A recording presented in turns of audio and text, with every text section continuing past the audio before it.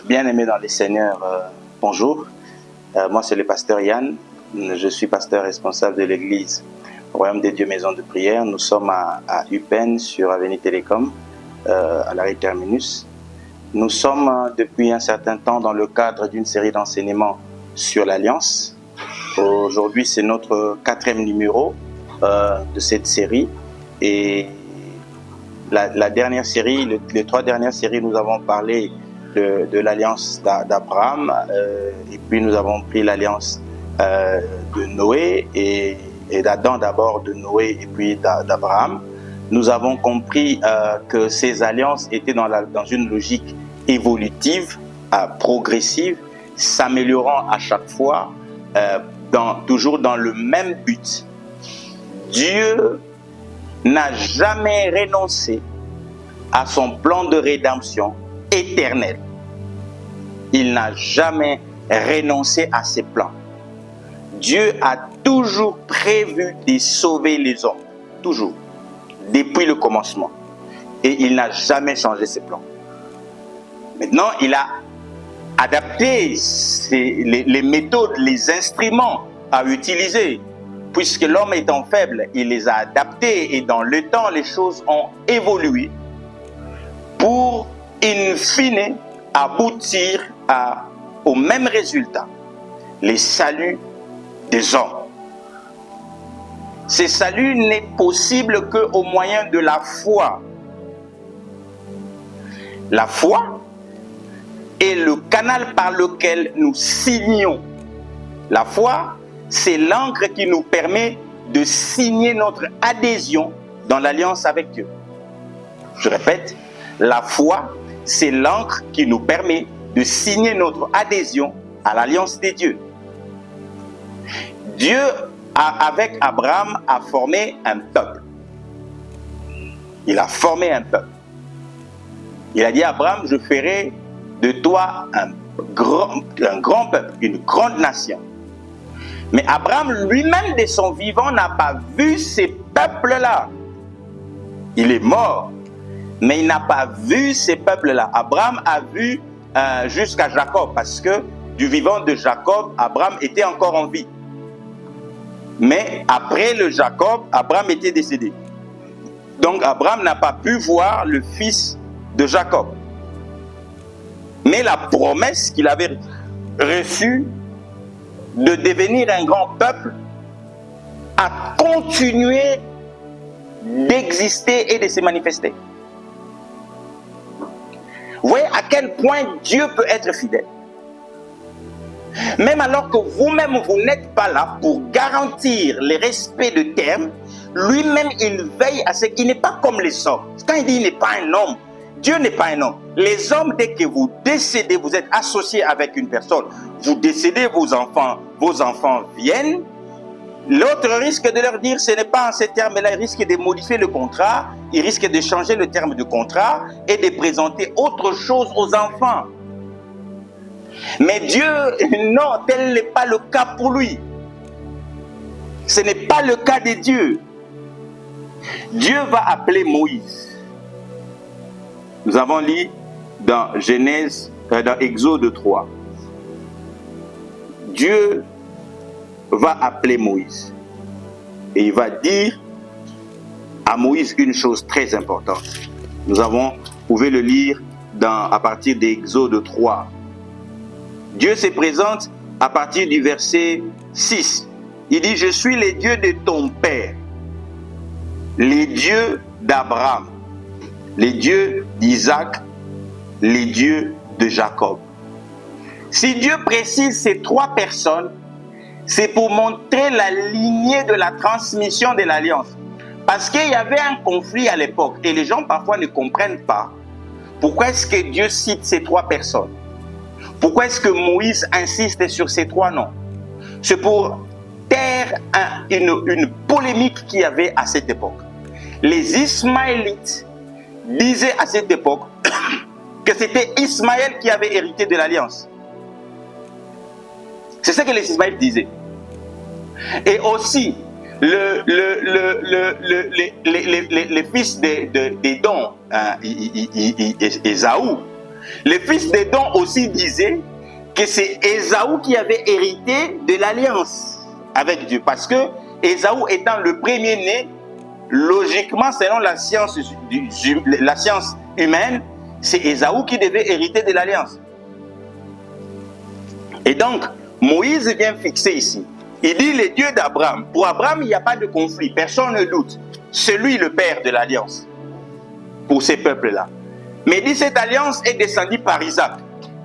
Là, il n'y a plus de conflit avec les Ismaélites. C'est descendu par Isaac. Et cette alliance qui est passée par Isaac n'est pas allée à Ésaü. C'est descendu à Jacob.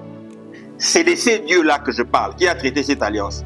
Et il dit à Moïse, car Moïse cacha son visage et il craignait l'Éternel. Et l'Éternel dit, j'ai vu la souffrance de mon peuple. Vous voyez? Lorsque vous êtes en alliance avec Dieu, tout ce qui est à vous devient à Dieu. Au début, ces peuples, c'était le peuple d'Abraham. Mais Dieu, quand il parle de ces peuples, il ne dit pas j'ai vu le peuple d'Abraham. Dieu dit j'ai vu la souffrance de mon peuple. Pourquoi? Parce que Dieu est en alliance avec Abraham. Que ta vie soit en alliance avec Dieu pour que tes problèmes deviennent le problème de Dieu. Que ta vie soit en alliance avec Dieu pour que tes fardeaux deviennent le fardeau de Dieu. C'est pourquoi il dit venez à moi vous tous qui êtes fatigués, chargés. Je vous donnerai du repos. Pourquoi? Parce que je prendrai vos fardeaux, je le porterai, je vous déchargerai, je résolverai ces problèmes-là. Voyez-vous? C'est ça l'importance de l'alliance avec Dieu. Venez à moi, vous tous qui êtes fatigués et chargés, et je vous donnerai du repos. Il dit, j'ai vu la souffrance de mon peuple, la souffrance de son peuple. Dieu a vu la souffrance. Je te dis, Dieu a vu ta souffrance. Il a vu ta souffrance. Il a vu tes cris. Il a entendu tes prières. Il n'est pas sourd, il entend. Dieu de l'alliance, il entend. Il ne reste pas insensible à tes difficultés. Il n'est pas insensible à tes difficultés, je te le dis. Au contraire, il entend. Il entend. Et à un moment, il agit. Il dit à Moïse ici, j'ai entendu la souffrance, j'ai vu la souffrance de mon peuple. Et je suis descendu pour les délivrer. J'ai entendu la souffrance de mon peuple. Il est descendu pour les délivrer. C'est comme ça que le Seigneur dit, priez, délivre-nous du mal. Oh, que le Seigneur te délivre. Les dieux de l'Alliance te délivrent de tout mal qui se passe dans ta vie, de tout mal qui veut entrer dans ta vie. Que le Seigneur te délivre du mal. Au nom de Jésus. Que là où tu es, que tu pries toi-même. Que Dieu te délivre de tout mal. Tout ce qui se passe dans ta vie, que tu constates que c'est un mal pour toi. Que Dieu t'en délivre. Oh, si un célibat est considéré par toi comme un mal, que Dieu t'en délivre. Si un chômage est considéré par toi dans ta vie comme un mal, que Dieu t'en délivre. Oh, je le déclare pour toi au nom de Jésus. Que Dieu t'en délivre. Une maladie dans ta vie. Que Dieu t'en délivre. Une limitation, une incapacité dans ta vie. Que Dieu t'en délivre. Une exploitation, une servitude. Que Dieu t'en délivre au nom tout-puissant de Jésus-Christ. Que Dieu te délivre de ces mal. Bien-aimé dans le Seigneur. L'alliance avec Moïse a une particularité. C'est que c'est Moïse dont nous parlons. C'est un homme différent de 4 précédents. Lui, il vient de la maison royale de Pharaon. Il a grandi dans la maison de Pharaon. Je vais peut-être choquer quelqu'un. Les pères spirituels de Moïse, c'était Pharaon. C'est Pharaon qui a appris à Moïse tout ce que Moïse savait en tant que dirigeant d'une nation. C'est Pharaon qui a montré à Moïse. La Bible dit, et n'a pas caché ça. Moïse a grandi dans toute la sagesse de la maison de Pharaon. C'est-à-dire, Pharaon n'avait rien caché à Moïse de tout ce qui se passe en Égypte. Pharaon n'avait rien caché. Moïse connaissait ce qui se faisait en Égypte. En termes de puissance spirituelle, il connaissait ce qui se faisait en Égypte. Il avait le rang de prince. Il était probable successeur de Pharaon. Probable successeur de Pharaon. Mais cet homme, lorsque l'appel de l'alliance sonne dans son cœur, il renonce à la royauté. Il renonce à une condition de vie excellente. Parce que parfois les gens qui s'attaquent aux serviteurs de Dieu, souvent ils pensent que les gens servent Dieu parce qu'ils sont misérables. Non, c'est faux. Les gens servent Dieu parce qu'ils ont répondu à l'appel. L'appel de celui qui a créé toutes choses. Le jour où vous recevrez cet appel-là, vous comprendrez. Moïse était dans la maison de Pharaon. Toute sa vie allait bien, selon les hommes. Jusqu'au jour où il a reçu l'appel de Dieu. Et sa vie a basculé totalement. Cet homme qui roulait dans des chars a accepté de marcher à pied, de devenir simple berger, comme ses pères. Il est devenu simple berger. Il a connu la gloire et il a connu l'humiliation. Un type de Christ. Il a connu la royauté, il a connu l'humiliation. Mais un homme qui n'a pas peur de tester Dieu, afin que, objectivement, scientifiquement, qu'il ait des évidences de la divinité de Dieu. Cet homme qui a eu des contacts avec la magie égyptienne, voulait savoir en quoi celui-ci était différent de ce que j'ai vu en Égypte. C'est comme ça que Dieu va, dans l'appel de Moïse, contrairement à tous les autres appels, Dieu va commencer par une scène extraordinaire. Un buisson qui brûle, mais qui ne se consume pas. Parce que Dieu savait à qui il avait affaire. Il était devant Moïse. Un homme qui n'est pas innocent des expériences spirituelles. Il en sait quelque chose. Et il fallait que Dieu place la barre à un certain niveau pour attirer la curiosité de Moïse. Des choses simples n'allaient pas attirer la curiosité de Moïse. Il fallait que Dieu place la barre à un certain niveau. C'est comme ça que Dieu va apparaître. Pour la première fois, Dieu apparaît avec un scénario autour de son apparition.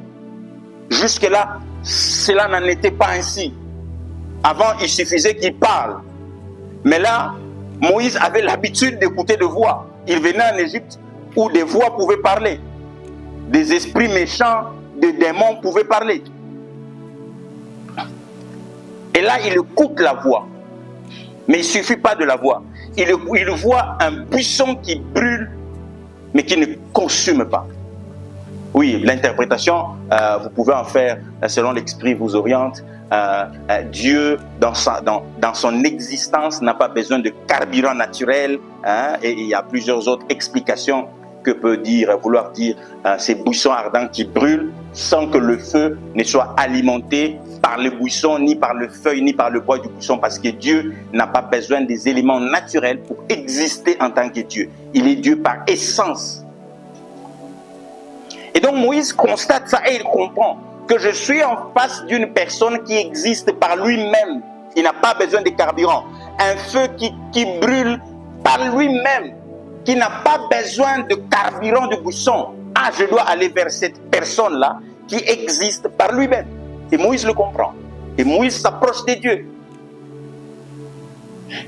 Entrer en alliance avec celui qui existe par lui-même.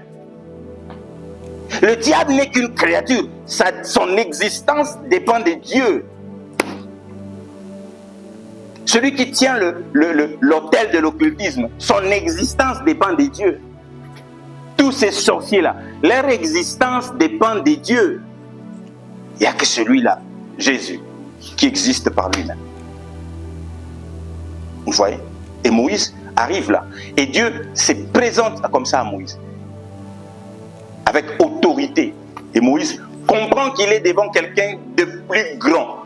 Et Moïse n'hésite pas à exécuter les ordres. C'est ce que ça veut dire. Moïse a toujours eu des expériences, mais pour la première fois, Moïse se soumet à une personne qu'il n'a jamais vue, mais parce que dans son esprit, par la foi, il comprend qui est cette personne. Et dès qu'il comprend, c'est ça l'avantage de la rationalité. Dès que Moïse comprend, il accède directement à l'alliance et il commence à exécuter. Il dit, je ne te connaissais pas jusqu'à ces jours. Mais dis-moi, quand ces hommes me poseront la question, qui es-tu? Quelle heure dirais? Et imaginez, Moïse ne connaissait même pas les noms des dieux jusqu'à cet instant. Il n'en savait rien. Mais Dieu le connaissait parce qu'il était son peuple. Dieu le connaissait. Remettez vos enfants entre les mains de Dieu. Consacrez vos enfants à Dieu. Les sorciers n'attendent pas que leurs enfants grandissent pour qu'ils les consacrent à Dieu. Ils n'attendent pas. Les occultistes n'attendent pas que leurs enfants grandissent pour qu'ils les consacrent à Dieu. Dès qu'ils viennent de naître là, maman, papa, consacre tes enfants. Consacre-le à Dieu. Oins-le pour Dieu. Dis-leur que vous appartenez à Dieu. Eux, ils n'attendent pas et ils veulent que nous attendions. Ils n'attendent pas. Consacre tes enfants à Dieu. N'attends rien. Et Dieu connaissait Moïse. Il l'a appelé par son nom. Mais Moïse ne connaissait pas Dieu. Et voilà comment commence l'histoire de l'alliance de Moïse avec Dieu. Moïse doit faire des choses. À chaque fois, vous aurez des choses à faire pour Dieu. Vous ne pouvez pas être chrétien et vous ne faites rien pour Dieu. Il y en a qui limitent souvent, toujours, parce que des chrétiens, le christianisme financier, transactionnel, moi ça m'énerve, ces christianismes, où les gens pensent qu'il suffit d'aller à l'église et de donner les offrandes et de rentrer à la maison. Et parfois des pasteurs encouragent ça. Quelqu'un qui ne vient pas à l'église, qui ne sert pas Dieu, envoie-moi ta dîme, envoie ta... Non, homme de Dieu, non. Dieu n'a pas besoin de leur dîme, Dieu a besoin de leur cœur, de leur vie, de leur service, de leur corps pour Dieu. Dieu a besoin de ça, pas de leur dîme. Dites-leur, gagnez des âmes là où vous êtes, frère. On ne vous voit pas à l'église. Mais combien des âmes vous avez gagné là-bas, là où vous êtes? Dites-leur, posez-leur la question. À combien vous avez parlé de Jésus? Pas de la dîme qu'ils n'ont pas envoyée. Non, homme de Dieu. Combien des âmes vous avez gagné pendant le temps que vous n'étiez pas venu à l'église? Pendant le séjour que vous avez eu en voyage? Combien de personnes, à combien de personnes vous avez parlé de Jésus? C'est ça la question, homme de Dieu. C'est ça la question que nous devons poser aux chrétiens, aux croyants. Vous voyez?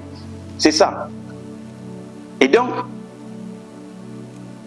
Dieu envoie Moïse. Mais Moïse, un homme grand, mais qui a de faiblesses. La faiblesse de Moïse, c'est qu'il avait un problème de langage. Il bégayait. Il avait la langue lourde. Parfois, des gens, pour servir Dieu, regardent à leur faiblesse. La faiblesse peut être un passé. Ça peut être un passé qui pèse sur ton histoire. Et tu regardes à ça et tu dis, moi, avec ces passés ici, me tenir et servir Dieu. Je viens te dire, oui, Dieu t'attend avec ces passés-là. Et il va les changer. Et il va tourner ces passés-là comme une arme efficace contre les forces de ténèbres. C'est ça la particularité de l'alliance de Dieu. Il prend de broken men et il le tourne et il le transforme en des armes efficaces pour défaire les forces de ténèbres, de sorte que le diable ne sait même plus lever la tête. Parce qu'il a été tellement écrasé. C'est ça la particularité de l'alliance. Bien-aimés, venez tel que vous êtes avec Dieu. Tel que vous êtes. Ne vous jugez pas, ne soyez pas sévère envers vous-même.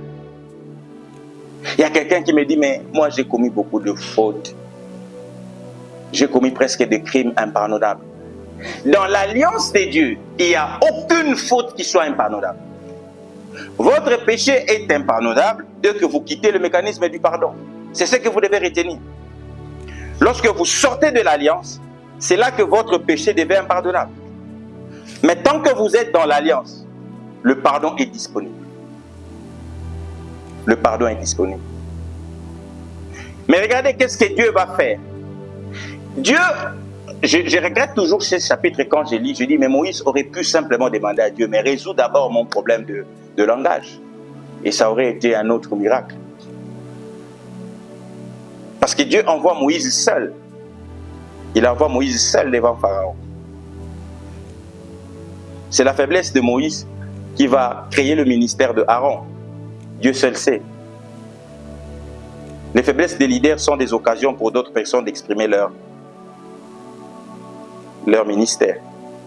Quand je dis faiblesse, ce n'est pas faiblesse dans la conduite, mais c'est faiblesse dans la capacité. Parce que beaucoup de pasteurs, quand on parle de faiblesse, ils profitent pour glisser les enseignements sur la faiblesse dans la conduite. Non, pour la conduite, vous devez vous repentir, pasteur. Vous ne devez pas être faible dans la conduite. S'il y a une quelconque faiblesse dans votre conduite, il faut vous repentir. Là, la faiblesse dont nous parlons, c'est la faiblesse dans la capacité. Vous ne pouvez pas avoir tout en vous-même. Il y a des pasteurs qui sont très bons dans la prédication, mais très mauvais dans la gestion.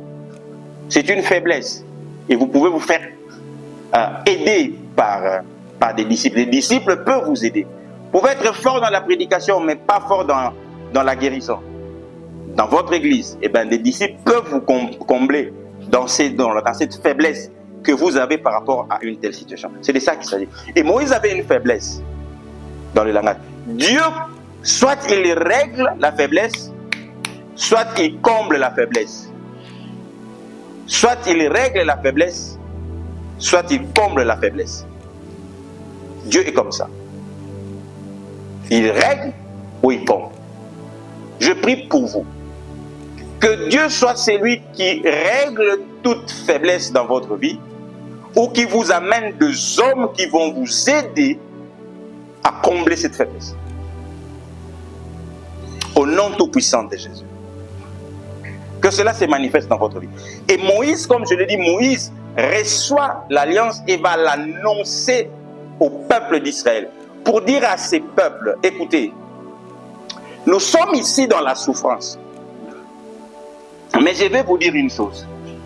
Dieu ne vous a jamais abandonné. Oh, quelle nouvelle!